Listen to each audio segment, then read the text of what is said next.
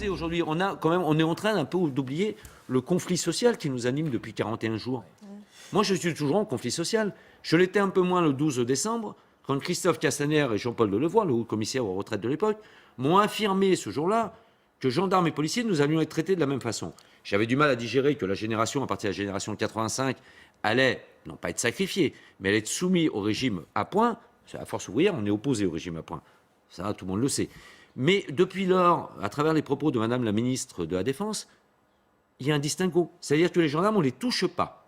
Les gendarmes, aujourd'hui, un gendarme en activité aujourd'hui, quelle que soit son année de naissance, restera au système des retraites que nous connaissons depuis des Vous demandez la même chose, quoi. Et je demande la même chose. Et Christophe Castaner me dit, vous faites le même métier, mais in fine, je ne peux pas vous le faire. Ne perdons jamais de vue le rapport de l'inspection générale de l'administration au moment de l'intégration de la gendarmerie sous l'autorité du ministère de l'Intérieur. Ce rapport de l'IGA, qui n'a jamais été démenti depuis, parlait de plus de 90% de similitude dans le métier entre les policiers et les gendarmes.